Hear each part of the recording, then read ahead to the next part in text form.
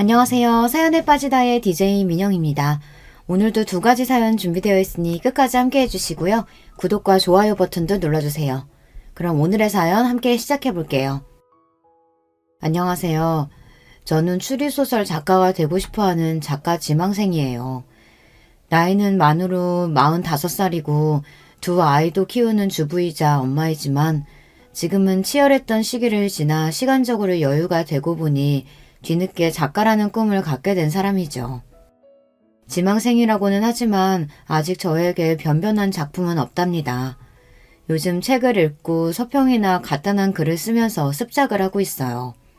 그러던 차에 문득 제가 구독하고 자주 보는 여기 유튜브 채널에서 사연을 모집하고 있다는 글을 보았어요. 좋은 기회라고 생각하고 이렇게 제 이야기를 쓰게 되었습니다. 제 사는 이야기 한번 들어봐 주시겠어요? 제 이름은 규원이입니다. 어느 곳에서나 제 이름은 남자로 착각하는 경우가 어려서부터 종종 있었어요. 어릴 때 반 남자애들이 제 이름이 남자 같다는 이유로 놀리기 일쑤였어요. 전 억울한 마음에 왜 딸에게 이런 이름을 지어줬냐고 엄마에게 물었죠. 아빠가 아들을 많이 바라셨는데 태어난 네가 딸인 거 알고도 중성적인 이름을 지어주신 거야.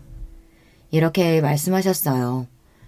그런데 이름만큼이나 제 성격 자체도 여성적이지는 못해요. 아주 이성적이고 감정을 자제하는 면이 우리 아버지를 많이 닮았다는 말씀을 많이 듣고 자랐죠.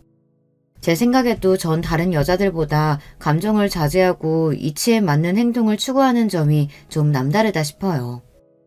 달달한 연애 드라마보다는 반전과 복수가 살아있는 드라마나 소설이 제 취향이고요. 그래서인지 어릴 때부터 저의 장래 희망은 검사였습니다. 나쁜 놈들을 법으로 처단하는 검사는 너무 냉철하고 지적으로 보여 제 꿈이었어요. 우리 아버지는 사회학과 대학 교수셨는데요. 어린 저에게 판검사가 딱 어울린다면서 제 꿈을 지지해 주셨습니다. 아버지는 완벽주의적 성격을 가진 분이셨어요. 우리 집은 이런 아버지 때문에 늘 먼지 하나 없이 반질반질하고 청결한 상태를 유지했고 전 어디서나 사람들 앞에서 항상 예의 있고 반듯한 모습으로 있어야 했어요. 학교 성적은 당시의 학창시절만큼이나 탑을 유지해야 한다고 강요하셨어요. 그리고 실수를 조금이라도 하면 자식이라거나 어린 나이라고 해도 용납해 주시지 않았어요. 아버지가 강의 자료나 책을 집필하시는 일을 전 국민학교 때부터 도와드렸는데요. 사실 10살 남짓한 아이가 글을 쓰다가 오타를 쓸 수도 있잖아요. 하지만 아버지는 심한 때는 손바닥 맴매를 할 정도로 엄하게 혼내셨습니다. 그런 환경에서 자라서인지 저는 늘 학교에서는 모범생이었고 아버지만큼이나 완벽주의 성격을 닮아갔습니다. 아마도 아버지와 저로 인해 가장 고통받는 분은 엄마가 아니셨을까 싶어요. 우리 엄마는 동화작가셨어요. 엄마는 감성이 풍부하셨고 자식인 저를 늘 따스하게 감싸주며 사랑을 표현해주시는 분이셨죠. 그런데 냉정한 성격에 감정 표현에 무뚝뚝한 남편에다 딸까지. 내 팔자가 그렇지. 상전을 2명이나 모시고 살아요 내가. 사람이니까 이 정도 실수할 수 있는 거지. 그거 좀 실수하면 부녀가 다 파르르 하니 원. 아주 찔러도 피 한 방울 안 나올 사람들이라니까.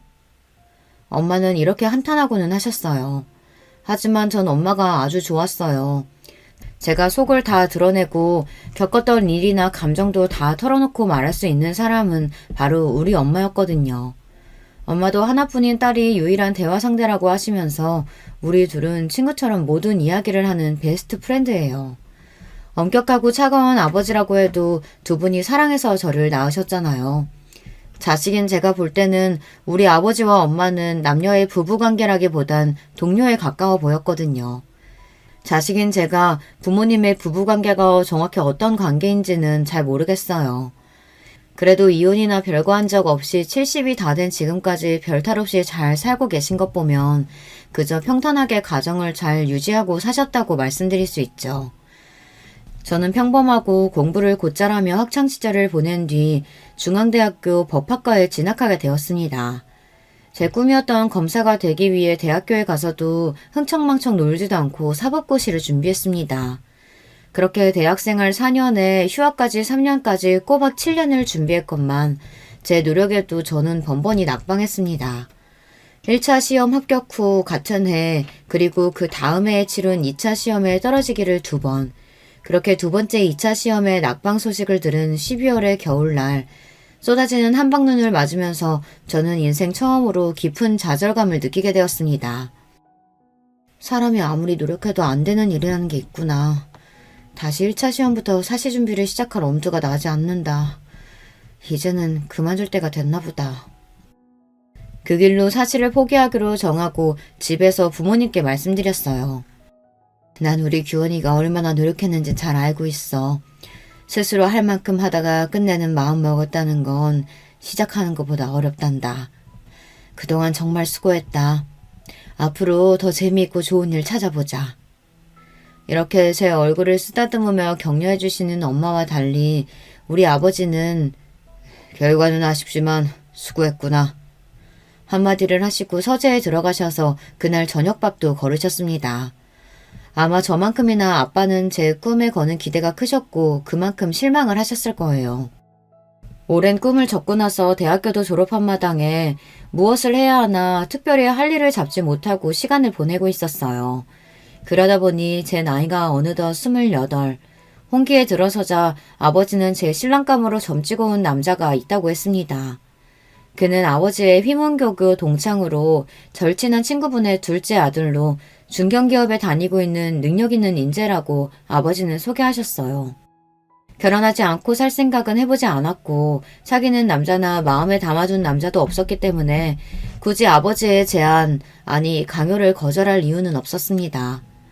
단지 어른들의 집안끼리 남녀가 만난다는 사실이 좀 구닥다리 같아서 창피했다는 점 빼고는 말이에요. 어쨌든 어른들끼리 정하신 날짜에 전 단정한 정장을 입고 워커힐 호텔로 갔습니다. 약속한 1시에 늦지 않기 위해 집에서 1시간도 안 되는 가까운 거리이지만 더 일찍 나선 저는 택시를 타고 가던 길에 문자 한 통을 받았습니다. 그 문자는 만나기로 한 맞선남이 보낸 것이었어요. 안녕하세요. 오늘 만나기로 한 최영훈이라고 합니다. 죄송해서 어쩌죠. 급한 회사 일이 생겨서 지금 회사에 있습니다. 원래 만나기로 한 워커힐 호텔 말고 종로의 썸데이 카페에서 봐도 될까요? 전 약속을 중요시하고 특히 시간 약속은 강박에 가까울 정도로 정확하게 챙기는 성격이라 이때부터 맞선남에 대한 첫인상은 좋지 않았습니다. 피치 못할 사정으로 장소를 변경한다면 적어도 3시간 전에는 통보했어야 하는 것 아닌가요? 불쾌한 마음을 참고 행선지를 종로로 바꿔서 갔습니다. 카페에 가보니 맞선남은 이미 와서 저를 기다리고 있었어요. 저를 보자마자 자리에서 일어나서 허리를 굽혀 꾸벅 인사를 했습니다. 여기까지 오시게 해서 이거 초면에 실례가 많았네요. 최영훈이라고 합니다. 저희 아버지 친구분의 따님이시라고. 좋은 이야기 많이 들었습니다. 네, 만나서 반갑습니다. 저도 말씀 많이 들었어요. 영훈 씨는 네이비색 스트라이프 수트 정장을 입고 있었고 머리는 깔끔하게 빗어넘긴 멋있는 회사원의 모습을 하고 있었어요. 외모가 수려하다거나 매력이 넘쳐 흘러서 설렐 정도는 아니었지만 편안하고 인간적인 호감이 생기기에 충분한 사람으로 보였죠. 제 생각에 영훈 씨도 저를 보는 눈빛이 반짝인다거나 설레이는 느낌은 아니었던 것 같습니다. 그렇게 생각하면 여자로서 기분이 나빠야 하는데 저는 별로 아무렇지 않았습니다. 왜냐면 그 남자와 제가 애정이 샘솟아서 사랑으로 결혼하는 건 아니잖아요. 쇳덩이처럼 쉽게 뜨거워지고 쉽게 차가워지는 그런 사람도 그런 사랑도 제 스타일이 아닙니다. 남편은 저와 대화하면서 점점 제 이야기에 귀를 기울였어요. 아마 그 사람도 별 기대 없이 나왔는데 제가 파트너감으로 나쁘지 않았다는 계산을 했던 것 같아요. 저는 설립한 지 60년이 넘은 식품 제조회사 만나기업에 다니고 있습니다. 나이는 32이고요. 올해 막 과장으로 승진했습니다. 아, 초고속 승진이시네요. 32의 나이에 과장이면 빠른 편 아닌가요?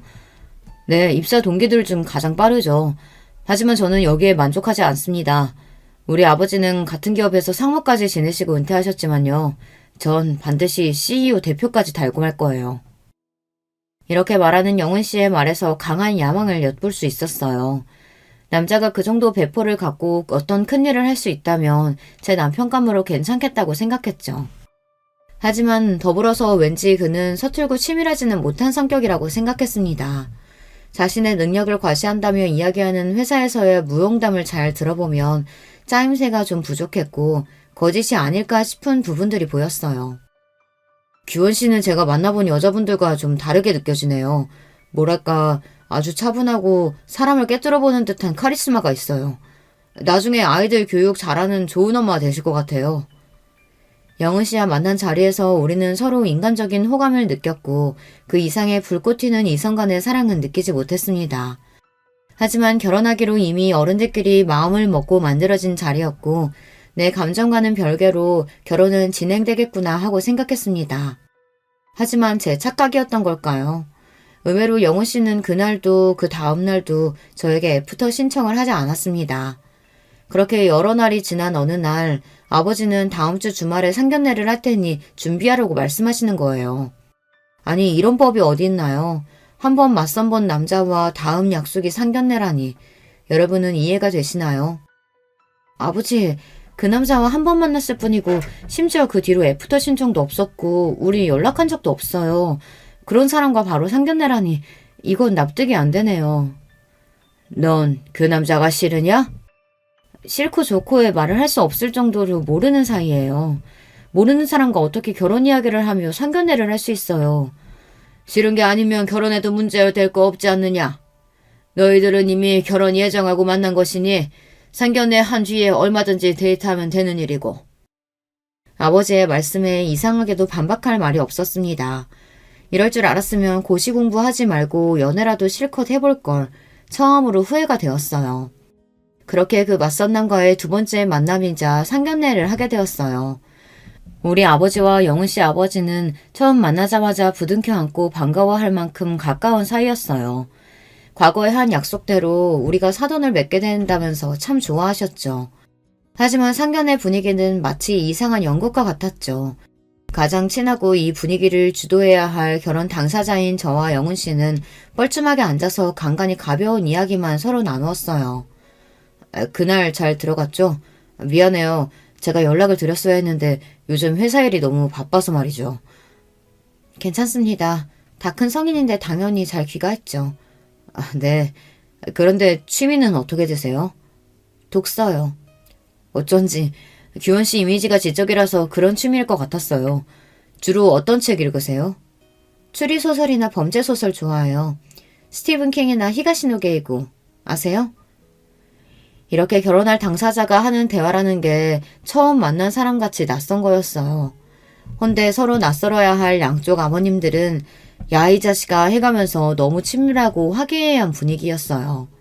거기에 어머님들은 딱히 어찌할 할 바를 모르며 음식만 드시거나 어디 눈둘 데도 없이 불편해하셨습니다. 특히 영훈 씨 어머님은 정말 이상한 반응을 보이셨어요. 일단 저를 처음 보시자마자 그분은 얼어붙어 계셨죠. 그리고 쭉 찢어진 눈으로 한참을 제 아래의 위를 살펴보시고는 기가 차했습니다. 자신의 남편과 우리 아버지, 어머니를 모두 뚫어져라 보곤 자신의 감정을 억누르는 듯 했어요. 이후 인사하는 제 목소리를 듣고도 잠깐 멈칫하더니 불안한 반응까지 보였습니다. 저는 이분이 오늘 어디가 아프신가 싶어서 어디 불편하신가요? 말씀 주시면 도와드릴게요. 됐어요. 처음 만난 예비 며느리에게 과하게 쌀쌀맞은 반응이었습니다. 이렇게 기묘한 상견례 자리에서 어색한 결혼 당사자들과 불편함이 가득한 어머님들에도 불구하고 결혼식 날짜와 장소까지 일사천리로 잡혔습니다. 무려 2달 반 뒤에 급박한 날짜였지만 양쪽 아버지들의 추진력으로 결혼 준비는 빠르고 차질 없이 이뤄졌어요. 영훈 씨와 데이트 10번도 못 채우고 우린 결혼을 했습니다. 하지만 우리 엄마는 결혼식 전날 제 손을 잡고 걱정 가득한 얼굴로 말씀하셨어요. 규원아, 아무리 아버지가 무섭다고 억지로 결혼해선 안 돼. 10번도 안 만난 남자에게 네 인생 맡기는 것이 난 아무래도 걱정되는구나. 저도 이런 결혼이 있나 싶게 어이없긴 해도 그래도 엄마, 그 사람이 싫거나 밉진 않아요. 인간적인 호감도 있으니 잘 살아볼게요. 너무 걱정 마요. 아니, 영훈이보다도 그 집 엄마 말이다. 상견례 때 봤을 땐 인상이 너무 아니더라. 반응도 좀 이상했고 말이야. 가뜩이나 시댁에서 시모 자리는 중요한데 그때 너를 보는 눈빛하며 말투가 마치 원수 보듯 한 게 말이지. 내 딸을 그런 집에 보낸다는 게 난 너무 꺼림칙하다. 번갯불에 콩 구워 먹듯 한 결혼이었지만 엄마의 걱정과 달리 결혼 생활은 평온했습니다. 전 남편이 회사에 간 사이 오전에는 집안일을 해놓고 오후에는 도서관에 가서 남편이 부탁한 자료를 찾고 검토해서 요약까지 해놨어요. 그리고 제가 좋아하는 책을 보다 근처 카페에 들려서 음악을 들으며 커피 한 잔을 하고 집에 돌아옵니다. 남편의 저녁 준비를 하다가 남편이 집에 오면 같이 저녁을 먹고 하루의 이야기를 하다 같이 잠이 듭니다.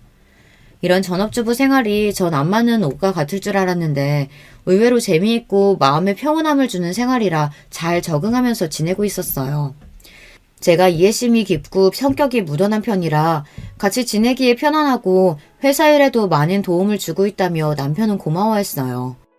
남편은 그동안 만난 여자들이 감정 기복이 크고 변덕스러웠는지 저 같은 여자는 처음 본다며 변변히 신기해했습니다. 어느 날 남편 회식 자리에서 후배분이 제게 연락을 했습니다. 최 과장님이 너무 많이 취해서 사모님이 모시러 와주셔야겠다고요. 차를 몰고 종로로 가보니 남편은 인사불성의 상태였고 저는 동료분의 도움으로 남편을 차에 태워 집으로 운전하는 중이었습니다. 남편은 잔뜩 취한 채로 제 손을 잡고 다른 여자의 이름을 부르기 시작했습니다. 소영아 보고 싶다. 미안하다. 그 여자가 누구인지는 모르겠지만 짐작은 할 수 있었어요. 남편이 저와 선을 보기 전에 이야기를 얼핏 들었기 때문입니다. 남편은 소영이라는 여자와 군대 다녀와서부터 사귀었고 많이 사랑하는 사이였다고 해요. 결혼을 약속할 만큼. 하지만 부모님, 특히 아버지께서 소영 씨의 집안에 문제가 많다며 반대하셨다고 합니다. 그리고 정해놓은 혼처를 강요하며 억지로 맞선을 보게 했습니다. 그 맞선녀가 바로 저였고요. 저와 맞선 보러 나갈 때 처음에는 앙심을 품었다고 했습니다. 이 맞선 자리를 깽판치고 맞선녀에게 무례하고 불쾌하게 굴어서 아버지에게 반항하겠다고. 그런데 저를 보고 왠지 그럴 수 없었다고 합니다. 자신의 속을 꿰뚫어보는 듯한 제 까맣고 깊은 눈을 보면 왠지 순한 양이 되는 기분이라고요. 그리고 대화를 할수록 좋은 여자인 것 같은데 괜히 상처 주기 미안했다고 했어요. 하지만 자신의 마음이 정리되지 않았기 때문에 저에게 애프터 신청은 못했다고요. 저는 그렇게 깊은 연애를 해보지 않아 이런 질척이는 관계와 마음을 이해하기는 어려웠지만 남편은 자기 나름대로 속상하고 힘들었을 거예요. 하지만 술에 취해서 다른 여자의 이름을 부르는 건 얄미워서 옆구리를 콱 꼬집어주고 나서 집에 눕혔습니다. 다음날 잠에서 깬 남편이 나 어제 술 먹고 어디 부딪혔어? 옆구리가 너무 아프네 했을 때 혼자 킥킥대고 웃었죠. 결혼생활 1년 만에 첫 아들을 낳았고 1년 뒤에는 둘째 딸을 출산하고 연년생 아기들을 키우면서 저는 많이 바빠졌습니다. 나는 우리 엄마처럼 무한한 사랑을 베풀지는 못할 거라고 생각했는데 아이를 낳아 키워보니 의외로 전 모성애가 강한 여자임을 알게 되었어요. 자식이 먹는 것만 봐도 배부르다. 눈에 넣어도 아프지 않을 만큼 이쁘다. 이런 말이 그냥 하는 말이 아니라 정말 제 심정이 꼭 그랬습니다. 아이들이 하는 일이면 자잘못을 따지지 않고 그저 예쁘고 그저 봐주고 싶은 마음이 가득했으니까요. 냉철한 제가 이럴 줄은 정말 몰랐어요. 출산과 육아는 정말 놀라운 경험인 것 같아요. 그때부터 저의 인생은 아이들뿐이라고 해도 과언이 아니었습니다. 어차피 남편은 회사에서 성공하는 야망을 가진 남자로 평일에는 밤늦도록 회사에 있고 주말에는 윗사람들에게 잘 보이기 위해 그들을 따라 골프며 등산이며 다니느라 바빴습니다. 그리고 이 남자에게는 부성애 같은 것은 없어 보였어요. 우리 아이들과 잘 놀아주거나 교육에 관심을 갖지 않았거든요. 다른 집 여자들은 이런 얘기를 들으면 서운하겠다, 남편에게 바가지라도 긁어봐라 이렇게 이야기했지만 저는 아무렇지도 않았습니다. 이 남자가 가정적이고 애들을 살뜰히 챙길 만한 위인이 못 된다는 것을 임신 초기에 깨달았기 때문이에요. 제가 입덧이 심했던 임신 3개월 때의 일이 생각나네요. 저는 원래 식탐이 없고 평생 소식하던 사람인데 입덧 때는 갑자기 음식이 안 먹히다가 또 갑자기 음식을 한꺼번에 많이 먹는 이상한 경험을 했습니다. 여보, 일주일 동안 음식이 안 먹혀서 물밖에 못 먹었는데 갑자기 오늘 새벽부터 아구찜이 너무 먹고 싶어요. 퇴근할 때 회사 근처 단골집에서 포장해 줄 수 있어요? 남편이 회사에 있을 때 전화해서 이렇게 부탁했어요. 나 오늘 회식이라 안 되겠어. 회식 끝나면 거기 가게 문 닫을걸? 당신이 회식하는 중간에 나가서 포장해 오면 되지 않겠어요? 내가 먹고 싶다기보다는 뱃속에 아이가 먹고 싶은 것 같아요. 자기가 먹고 싶으면서 애기 핑계는. 그냥 참으면 안 돼? 아구찜이 뭐라고. 모냥 빠지게 회식하는 남자가 중간에 나가서 마누라 걸 사가겠어? 남편은 이렇게 단칼에 거절하고선 그날도 술이 떡이 돼서 밤늦게 귀가했습니다. 남편은 원래 저나 애들을 잘 챙기지 않는 무심한 남자라는 걸 잘 알고 있고 어지간한 일에는 서운해하지도 않는 저였지만 이때는 임신한 때라 그런지 너무하다는 기억이 아직도 있어요. 남편은 그저 열심히 일하고 돈을 벌어오는 가장일 뿐 남편의 역할도 아버지의 역할도 잘 하지 못한 사람이었습니다. 그리고 사실 남편이 회사에서 일하는 성과의 절반은 제 몫이라고 생각합니다. 남편이 회사에서 CEO까지 오르겠다는 야망에 비해서 가진 능력은 부족한 사람이었어요.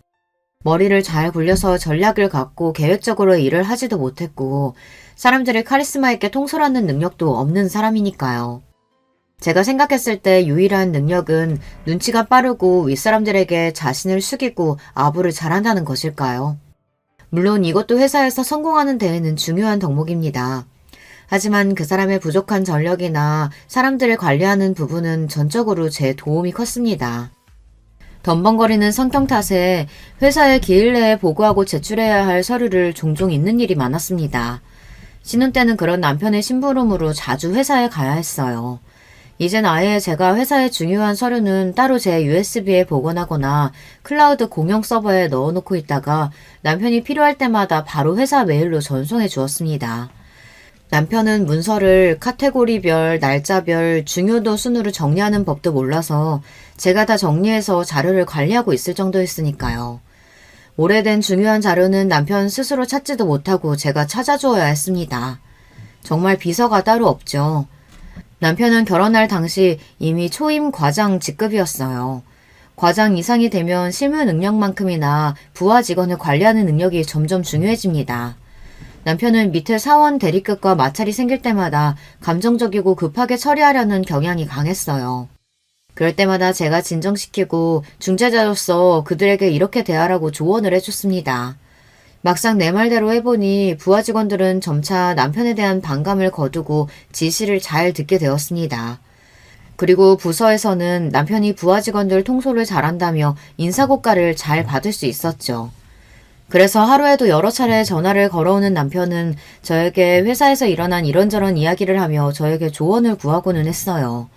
제가 지인들과 모임 자리에 있을 때 이렇게 남편 전화를 받는 모습을 보고 어떤 엄마는 부러워했어요. 어머, 우리 남편은 회사에 있을 때 전화 한 통도 안 하는데 규원 씨 남편은 아내가 이렇게 보고 싶으신가 봐. 몇 번이나 전화를 하시네요. 규원 씨 정말 사랑하나 봐요. 이렇게 속모르는 말씀을 하셨어요. 저는 굳이 거기다가 대고 별다른 말 하지 않고 슬며시 웃을 뿐이었습니다. 사랑은커녕이요. 그냥 아무것도 할 줄 모르는 어린아이 가르치는 것일 뿐이죠. 그 이외에 신제품 개발 출시 등 회사에서 내리는 중요한 결정에도 제가 꼭 필요했습니다. 소비자의 기호나 선호도 등 마케팅 자료를 찾아서 분석한 뒤 남편에게 의견을 주면 제 말대로 회사에서 결정하고 발표했으니까요. 심지어 집에 와서 회사 기획안 가이드나 전략 방향 등은 제가 잡아주고는 했습니다. 이런 걸 보면 남편은 회사에서 얼굴 마담이고 실제로는 제가 일한 것과 다름없어요. 거의 저의 마리오네트 수준입니다. 다행히도 남편은 회사에서 승승장구할 수 있었어요. 연봉은 같은 연차 대비 최상위로 이미 1억이 넘어섰고 그 이후에도 늘 연봉이 높았어요. 어느 주말 남편이 아버지께 부탁드릴 일이 있다며 시댁에 방문하자고 했습니다. 아버지, 우리 인사팀 상무님이 아빠 후배 맞죠? 저 이번 미국 파견원으로 나가고 싶은데 힘 좀 써주세요. 아, 나랑 돈독했던 후배놈이니 어렵지 않을 거다. 그런데 왜 파견원이냐? 파견 근무면 애들이랑 시원애미는 같이 못 가지 않니? 이왕이면 주재원으로 가족들 다 같이 가서 애들 미국에서 학교도 보내면 더 좋지. 뭐? 안 돼. 우리 아들이랑 손자들 미국 가면 잘 못 볼 거 아니야. 아들, 꼭 미국 가야겠니? 널 보낼 생각하면 엄마는 벌써부터 가슴이 아프단 말이야. 몇 년이나 있는다고 가족들을 다 같이 가겠어요. 괜히 고생만 하지. 여보, 이런 이야기는 미리 나랑 상의했으면 좋았을 텐데요. 우리 애들 미국에서 지내는 것도 좋은 경험일 것 같아요. 회사 일로 한국에 들어와야 하면 당신만 들어오고 제가 미국에서 애들 케어해도 괜찮아요. 얘, 너는 무슨 말을 그렇게 하니? 우리 아들만 죽어라 고생하다가 하라는 거 아니야? 신세 좋게 집에서 애들이나 키우면서 바깥 일은 남편이 하자는 대로 하면 따르는 거지. 난 우리 명훈이가 미국 가서 자기 뜻 펼치는 게 좋겠구나. 엄마가 따라가도 되지? 남편 회사 일 결정을 실제로 제가 다 하고 있다는 얘기를 하고 싶었지만 시몬은 아주 감정적인 분이고 말이 통하지 않아서 전 아무 말 하지 않고 가만히 있었습니다. 그리고 남편은 미국 지사 파견 근무로 1년 정도 나가 있게 되었어요. 하지만 남편이 미국으로 파견 근무를 나간 속셈은 따로 있었다는 것을 나중에 알게 되었습니다. 파견 근무에서 돌아와서 남편의 친구들이 집에 모여 와인 파티를 하게 되었어요. 파티 음식을 내오려고 그 자리를 잠깐씩 오가며 남편 친구들이 하는 이야기를 듣게 되었습니다. 야, 너 미국에서 재미 좋았다면서? 진철이가 그러더라, 현지처. 뭔 소리야, 현지처라니. 아, 소영이 얘기야? 소영이가 미국에 있는 법원에서 몇 년 일하고 있다고 해서 나도 해외 근무 핑계대고 같이 가서 지냈지. 회사 커리어도 쌓고 자유롭게 소영이랑도 지내고. 이 자식 그렇게 좋았냐? 신소영, 그 여자의 이름을 여기서 다시 듣게 되다니. 남편이 미국에서 근무한 이유가 예전 여자랑 지내기 위해서였다니. 그 사실을 알고는 배신감에 몸이 떨렸습니다. 파티가 끝나고 저는 남편에게 가서 조용히 이야기했어요. 지나간 과거는 용서해줄게. 첫 딸린 네가 신나게 그 여자랑 즐긴 그 1년도 말이야. 앞으로도 그 여자랑 만나서 내 애들 아빠가 불륜남이라는 게 알려지면 난 용서 안 해. 그 여자랑 정리하고 그 증명을 해와. 내가 직접 그 여자 만날 수도 있어. 그리고 무슨 일이든 할 거야. 내 성격 알죠? 남편은 처음 보는 저의 무서운 협박에 적지 않게 놀란 것 같았어요. 다음날 저는 최 과장의 미국 지사 근무, 미국의 현지처와 동거하기 위해서 라는 제목으로 글을 써서 남편의 메일로 보냈습니다. 회사 사내 게시판에 이거 올리면 재밌겠죠? 신소영과 관계는 끝났나요? 라고 덧붙여서 말입니다. 이러자 남편은 겁을 먹고 생각보다 빠르게 신소영과의 관계를 정리했던 것 같습니다. 남편이 결혼하고 싶은 여자이고 그렇게 많이 사랑했다고 들었는데 고작 이 정도 협박으로 정리를 하다니 좀 신기하기는 했어요. 역시 남녀간의 사랑이란 참 덧없구나 싶고 대단한 사랑이 아니라 그저 불륜이었을 뿐인 건가 싶어서 비웃음이 나더군요. 제가 말씀드렸잖아요. 남편은 그렇게 치밀하지 못하다고요. 자기가 하는 거짓말들을 제가 다 속아 넘어갈 거라고 생각하니 어이가 없었어요. 밖에서 여자애는 술집 가서 놀고 오는 건 이미 알고 있고요. 그렇게 한번 놀고 오는 거 정도는 별소리 없이 넘어가 줬을 뿐입니다. 그리고 그 남자는 자신의 커리어와 인생을 희생할 만큼 누군가를 깊이 사랑할 만한 위인이 못 된다는 것을 아내인 제가 알고 있어요. 남편이 바람 폈다는 일은 그래도 제가 감당할 수 있었어요. 결혼 생활 동안 감당하기 힘들었던 사람은 바로 시모였습니다. 사람이 누군가를 너무 미워하면 우린 그렇게 생각하잖아요. 상대방이 그만큼 미워할 짓을 했을 거라고요. 그런데 제가 당해보니 전혀 아닌 경우도 있더라고요.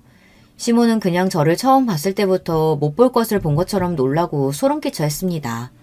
제가 입을 여니 더욱 저를 뻔히 쳐다보면서 그냥 제가 싫다고 하네요. 학벌도 집안도 성격에 문제가 있어서가 자신에게 뭘 잘못해서가 아니고 그냥 싫다고 하니 당하는 당사자로서 미치고 팔짝 뛰겠더군요. 그리고 감정미복이 널뛰고 저만 보면 히스테리를 부리니까 저는 시모를 대하는 일이 너무 어렵고 힘들었습니다. 어머님, 이번 돌아오는 생신 때는 뭐 드시고 싶으신 거 있으세요? 너 입은 옷 그게 뭐니? 네가 그런 화사한 핑크색이 어울린다고 생각하니? 아휴, 꼴 사나워서 못 보겠네. 이렇게 질문에 전혀 엉뚱한 대답을 하는 데다가 밑도 끝도 없이 제 옷차림을 보기 싫다고 하는 날도 있었습니다. 시모는 제가 남편 옆에 앉아있는 것도 싫어했습니다. 남편 옆에 제가 있으면 그 사이를 비집고 들어와서 자기가 앉거나 남편을 불러내거나 아니면 저에게 다른 일을 시켰어요. 그래서 전 시댁에 가면 무조건 따로에 혼자 앉아있는 것이 편합니다. 절 잡아먹을 것 같이 구는 시모도 싫고 남편 옆에 있으면 못살게 구니까요. 시부는 그래도 말이 통하는 이성적인 분이십니다. 며느리 사랑은 시부라고 하더니 이 집안에서 따스하게 대해주시는 분은 시부뿐인 것 같아요. 시모가 구박하면 조용히 제게 와서 손을 잡고 미안하다 아가. 내가 부덕한 탓이구나. 하고 저를 위로해 주셨어요.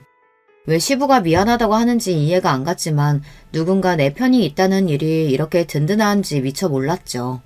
시부는 남편과 시모 몰래 저를 챙겨주시는 부분도 많았습니다. 생일이나 기념일에 꽃바구니를 배달시켜 주시고 아무 날도 아닌데 저만 보면 용돈을 자꾸 주시려고 해요.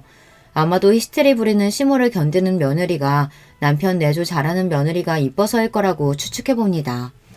하지만 시부에게도 이상한 부분이 있었습니다. 어느 날 시댁에 저 혼자 남아서 집안 곳곳을 구경하고 있었어요. 시부의 서재에는 많은 책들이 책장을 채우고 있었고 책을 좋아하는 저는 그곳을 한참 보다 어떤 여자 사진을 발견하게 됩니다. 흑백 사진으로 젊은 여자가 웃고 있었는데 분명 시부가 예전 좋아했던 여자일 것 같다는 촉이 왔어요. 저는 정말 놀랐습니다. 이런 은밀한 과거의 사진을 어디 서랍장에 숨긴 것도 아니고 그 질투심 많은 시모가 이걸 가만히 뒀다는 것이 신기했어요. 남편이 결혼 전 사귀었던 신소영도 그렇고 시부에게까지 내연녀가 있었던 걸까 이런 의문이 들었습니다. 왜 아버지가 바람피면 아들도 똑같이 바람핀다는 얘기 있지 않아요. 그래서 혹시 시부가 그 과거의 연인을 지금까지 만나는 걸까 의심을 했죠. 하지만 시부는 바람까지 가지는 않고 아직까지도 그 연심을 간직하고 있던 것이었어요. 바람피고 다니는 남편에 비하면 시부는 순수한 순정남이네요. 결혼 이후로는 바람을 피운 것 같지도 않았는데 시모는 계속 옛날 일을 꺼내며 원망하고 괴롭히고는 했으니까요. 오히려 시부가 불쌍해 보였습니다. 시모는 사람에게 집착하고 정말 피를 말리는 사람이었기 때문에 50년을 함께 산 시부가 대단해 보일 정도였으니까요. 그런데 사진을 다시 본 저는 머리를 얻어맞은 듯 했습니다. 사진 속의 그 여자가 저를 많이 닮아있던 거예요. 흑백 사진임에도 얼굴형이나 머리 길이, 눈썹 모양까지 제가 봐도 꽤 많이 닮아있다는 것을 알 수 있었어요. 그제서야 주막능처럼 스치고 지나간 기억들.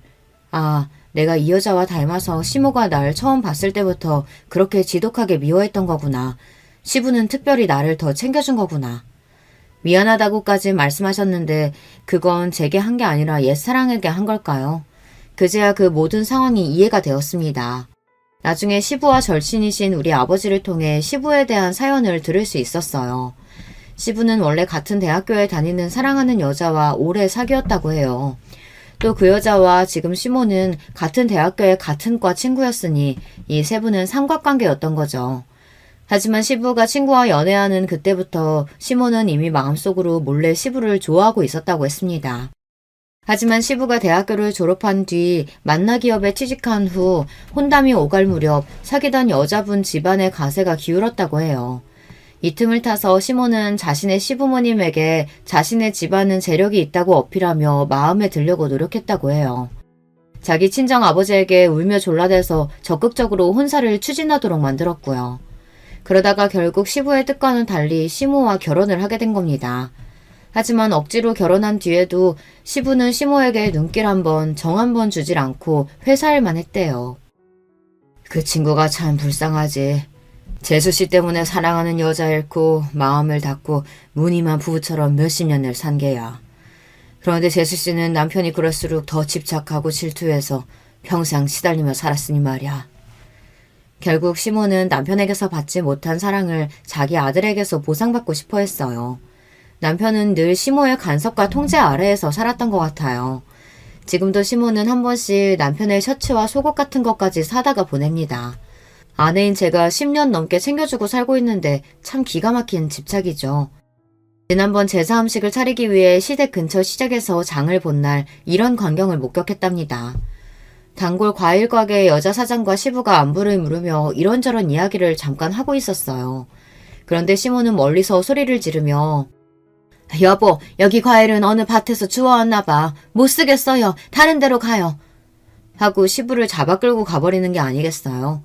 그 상황에서 보고 있는 저도 과일집 사장님과 시부 모두 얼굴이 빨개질 만큼 당황스러웠어요. 시부가 여자와 조금이라도 말을 섞으면 시모가 펄쩍 뛰고 과하게 반응하니 시부가 얼마나 괴롭게 살아왔을까 싶어 연민이 들 정도였습니다. 제가 결혼한 지도 14년이 흘러 남편은 이제 부회장으로 승진하게 되었습니다. 남편의 부사장 승진 소식에 저도 기뻐하지 않을 수 없었죠.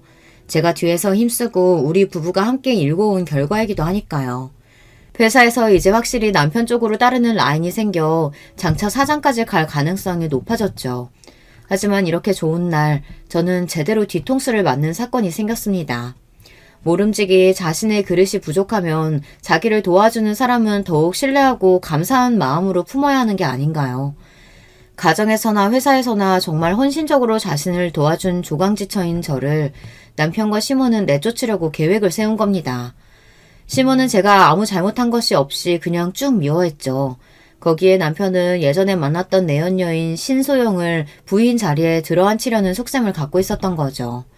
예전에 미국에서 바람피다 걸려서 관계를 끊었다가 최근 미국 지사 출장이 잦아지면서 다시 만났던 모양입니다. 신소영이라는 여자도 웃긴 게 그냥 과장 나부랭일 때에는 이혼 요구 없이 불륜관계만 갔더니 남편이 이제 사장 자리에 오를 것 같으니 상호 자리가 탐났는지 적극적으로 이혼해서 자기랑 결혼하라며 욕심을 내는 겁니다. 저는 하루아침에 헌신짝처럼 버려지게 생겼어요. 남편과 시몬은 당장 이혼해달라며 저에게 삿대질을 하며 소리쳤습니다. 별 볼 일 없는 네 년이 사장 사모님 소리 듣는 꼴 내가 못 봐. 당신이라는 여자 지긋지긋해. 남편 알기를 우습게 알고 맨날 지적하고 지시하고 네가 사장이야?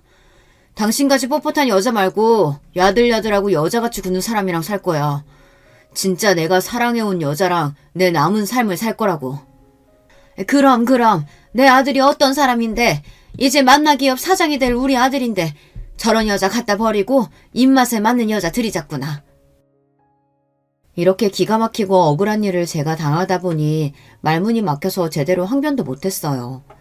그들이 집을 나가고 혼자 곰곰이 생각해봤습니다. 내가 살아온 인생이 정말 이 정도밖에 안 되는 걸까? 결혼 생활 전부를 남편의 출세와 아이들의 행복을 위해 살았는데 결과는 고작 이것이라니. 믿을 수가 없었고 너무 억울해서 누구라도 붙잡고 호소하고 싶었어요. 하지만 그런 제 심정과는 별개로 전 저 남편과 시모랑 계속 사는 것이 과연 옳은 일일까 하는 고민이 되었습니다. 당연히 저들에게 복수하고 싶죠. 하지만 복수하겠다고 이혼하지 않고 버티면 제 인생이 너무 시궁창같이 구질구질해질 것만 같은 거예요. 그래서 저는 쿨하게 저들의 요구대로 이혼을 해주고 제가 얻을 것은 얻어내자라는 마음이었습니다. 저는 법대 동창생 중 변호사로 개업한 친구를 만나 이혼 조정 합의서를 작성했습니다. 이혼 합의서에는 제가 요구하는 몇 가지 조건을 달았어요. 첫째, 아이들의 친권과 양육권은 내가 갖는다. 둘째, 아이들 양육비 월 700만 원, 현금 10억과 경기도 양평에 별장 명의를 넘겨달라. 별장 사용은 그 전과 동일하게 남편 시댁 모두 공동으로 가능하다. 별장의 시가는 20억이 넘습니다. 셋째, 남편은 어느 누구와 만나서 동거하든 상관없지만 법적인 혼인 및 결혼을 하게 될 때에는 아이들의 친권자이자 양육자인 저의 동의를 얻어야 한다. 왜냐하면 신소영이 법적 배우자가 되면 남편 재산에 대한 권리가 생길 것이고 둘 사이에 자식이라도 낳게 된다면 나중에 우리 애들에게 갈 유산은 확연히 줄어들 테니까요. 그리고 변호사는 따로 남편에게 협박 아닌 협박의 말을 덧붙였습니다. 아내분은 남편이 회사에서 횡령한 증거와 거래하는 벤더 업체에서 로비받은 증거 등을 갖고 계시더군요. 남편분의 회사 생활을 끝낼 수 있는 많은 비밀을 알고 계신 것 같으니 조심하시는 편이 좋겠습니다. 저와 변호사가 나중에 복수를 위해서 치밀하게 세운 이 이혼 조건을 남편은 순순히 소용했습니다. 명석하지 못한 남편은 이 조건들이 어떤 것을 의미하는지 장차 어떤 일이 생길지 예측하지 못하는 위인이니까요.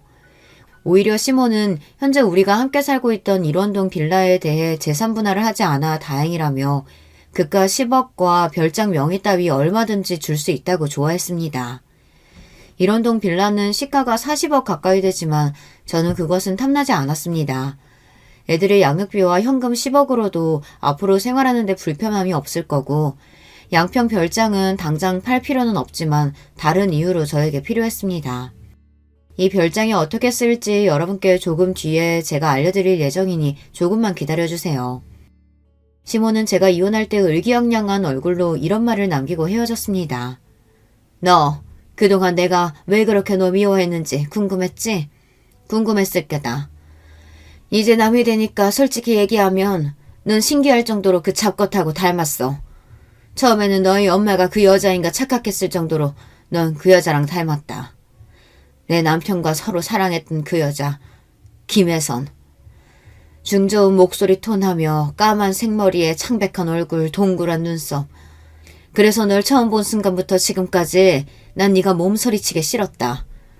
이제 내 아들과 헤어지게 되니 아주 속이 후련하네. 앞으로 다시는 보지 말자.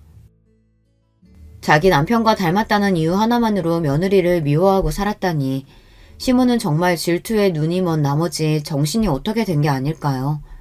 남편과 시모의 밑바닥까지 보게 된 저도 무능력하고 바람핀 남편도 사이코 시모도 더 이상 함께하기 싫었어요. 제가 이혼하는 과정을 지켜본 우리 친정 부모님은 너무 충격을 받으셨어요. 특히 결혼을 무리하게 추진했던 아버지는 저를 볼 면목이 없다며 너무 미안해하시고 자책하셨죠. 하지만 저는 괜찮았습니다. 결국은 그들에게 복수할 것이니까요. 그래서 전 이혼 때문에 좌절하거나 우울해하지 않았어요. 이혼 뒤 부모님이 사시는 대치동 아파트에서 아이들을 키우며 살게 되었습니다. 아이들은 제가 열심히 뒷바라지하고 교육한 만큼 성실하고 또 공부도 잘하며 심성이 반듯하게 잘 자라고 있어요. 딸은 미술 유학을 가고 싶어 했기 때문에 남편이 보내주는 양육비가 부족해졌습니다. 저는 양육비를 200만 원 높여달라고 요구했습니다. 하지만 남편은 이를 거절했고 너랑 애들 쓸 양육비도 이젠 아껴 와서 안 줄 거야. 억울하면 소송 걸어봐 어디. 우리나라 법상 아무리 이혼합의 조건으로 양육비를 약속했더라도 안 보내면 어떻게 할 수단이 별로 없습니다. 압류 등으로 강요할 수가 없기 때문이죠. 아마 어디서 이런 이야기를 주워 듣고서 이렇게 버티는 모양인데 저는 자신의 핏줄인 아이들에게 대해 책임감까지 져버린 이 사람을 더 이상 용서할 수 없었습니다. 그리고 제가 갈고 있던 복수의 칼날을 이제 꺼내들기 시작합니다. 우선 남편의 회사 게시판에 익명의 제보글을 작성해서 올렸어요. 제목은 최 부사장의 도덕적 해이와 비리를 고발합니다. 포함된 내용은 남편이 회사에서 공금을 횡령한 내용이었습니다. 해외 출장 명목으로 개인적으로 여행하고 즐긴 회사 비용, 거래하는 벤더 업체에서 로비로 술자리 접대와 현금 및 금괴를 받았던 일들을 상세히 적었습니다. 그리고 사내 비서와 불륜한 일도 함께 제보했습니다. 남편은 저를 내쫓고 자기의 사랑이라던 신소영과 동거하면서도 회사에서는 비서와 놀아난 것입니다. 정말 말도 안 되게 저지른 사람입니다. 이것만으로 끝난다면 저의 진짜 복수가 아닐 거예요. 남편 회사의 사장님에게 익명으로 퀵 우편을 보냈습니다. 거기에는 우리 양평 별장에서 남편이 회사 임원들과 정부 관료들에게 로비로 접대하며 매춘부들과 놀았던 영상이 담긴 USB를 넣었습니다. 저는 사실 시댁의 양평 별장을 이용하면서 10년 전 몰래 CCTV를 설치해 여기에서 일어난 일들을 녹화하고 있었어요. CCTV를 달게 된 계기는 남편이 이 별장에서 내연녀를 데리고 와서 놀았던 것입니다. 나중에 증거나 협박 수단으로 쓰기 위해 달았던 것이 이렇게 지금 중요한 복수의 수단이 되었어요. 복수의 결과는 오래되지 않아 금방 나타났습니다. 남편은 제가 사장에게 CCTV를 보낸 그 다음날 바로 회사에서 잘렸거든요. 그리고 남편은 사내 게시판 제보로 자신의 파렴치하고 무능력함이 만천하에 퍼졌습니다. 회사에서 잘린 뒤 어느 기업에서도 남편을 써주지 않을 것이 명백했습니다. 남편과 시모는 사장 자리까지 생각했을 텐데 얼마나 실망하고 좌절했을까요? 제 복수는 하나 더 남았습니다. 제가 억울하게 쫓겨날 때 시부는 말도 안 되는 일이라며 저와 함께 슬퍼하고 원통해했습니다. 그리고 시부는 우리 친정아버지와 한잔하러 친정집에 들르실 때마다 늘 저에게 미안해하시고 따로 아이들 양육비를 챙겨주셨습니다. 술에 취해서 시부는 한 번씩 마음속 소망을 꺼내고는 하셨어요. 시모와의 황혼 이혼 말입니다. 제 복수로 남편이 회사에서 쫓겨난 과정의 일을 알게 된 시부는 이제 아내만이 아니라 아들에 대해서도 깊은 실망을 느끼시고 진지하게 이혼을 고민하셨습니다. 그리고 그 고민하시는 과정에서 우리 친정아버지와 제가 거들어서 결국 시부는 시모에게 이혼을 요구하고 그 집에서 나오셨습니다. 시부가 나오면서 시모는 자존심도 없는지 시부에게 매달려서 울고불고 난리였어요. 이제 와서 당신 왜 이래요? 우리가 함께 산 세월이 얼만데 제발 나 버리지 마세요. 난 그 50년 세월 동안 한순간도 당신을 마음에 담아둔 적이 없다는 거 당신도 알지 않소? 우리 앞으로 살 날이 얼마나 남았다고. 이제 각자 편하게 삽시다. 난 당신과 1분 1초도 함께 살 수가 없어. 당신 이러는 게 결국 김혜선 그년한테 가는 거야? 당신이 아직까지 그 여자 마음에 품고 있는 거 내가 모를 줄 알아? 미친 소리 그만해. 그 여자는 죽은 지 10년도 더 됐어. 젊은 시절 사랑했던 일 하나 때문에 당신은 결혼 내내 나를 괴롭혔다고. 미저리같이 정신병자인 당신과 내 남은 하루도 함께 살고 싶지 않아. 그리고 시부는 매정하게 시모를 내치고 집을 나가버렸습니다. 남편은 회사에서 쫓겨나와 직업도 구하지 못하고 내연녀 신소영에게 버림받은 채 매일 술을 마시고 백수로 살고 있습니다. 술에 잔뜩 취해서 애들이랑 저에게 전화를 하고 있지만 우리 가족을 버리고 인생을 망가뜨린 남편의 술주정 따위는 들어줄 마음이 없어 차단하고 있습니다. 아무리 반성하고 후회하며 돌아온다고 해도 당연히 우리의 가족으로 받아들일 마음은 조금도 없고요. 시모는 시부에게 버림받은 뒤 반쯤 실성한 채로 다니던 교회나 모임도 안 나가며 집에서만 지내고 있다고 합니다. 저의 복수극은 이렇게 끝이 났습니다. 지금까지 제 사연을 들으신 여러분 어떠세요? 제가 너무 매정했던 걸까요? 이따금 제가 이렇게까지 남편과 시모에게 복수한 것이 후회가 되고 있어요. 너무한 게 아닌가 싶어서요. 하지만 아무 잘못 없이 하루아침에 내쳐진 저와 부모의 이혼으로 상처 입을 아이들을 생각하면 제가 한 복수는 통쾌했고 나쁜 인간들에 대한 벌이라는 생각도 들어요. 제가 쓴 글을 봐주신 여러분께 깊은 감사의 말씀을 드리며 전 여기에서 이야기를 마쳐볼까 합니다. 들어주신 모든 분들 안녕히 계세요. 여러분, 두 번째 사연 시작하기 전에 좋아요, 구독 꼭 눌러주실 거죠? 그럼 두 번째 사연 바로 시작합니다. 안녕하세요. 저는 결혼 7년차 평범한 40대 가장입니다. 저희는 5식구인데요. 쉴 틈 없이 사고를 치는 첫째 아들과 아직은 아빠가 제일 좋다는 둘째 딸, 그리고 사랑하는 아내와 그런 아내를 키워주신 장모님, 이렇게 지내고 있죠. 장모님께서 저희와 함께 지내게 되신 것은 최근입니다.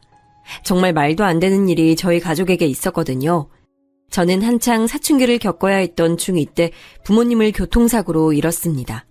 두 분은 출장을 다녀오시는 길에 중앙선을 넘어온 음주운전 차량 때문에 사고를 당하셨죠.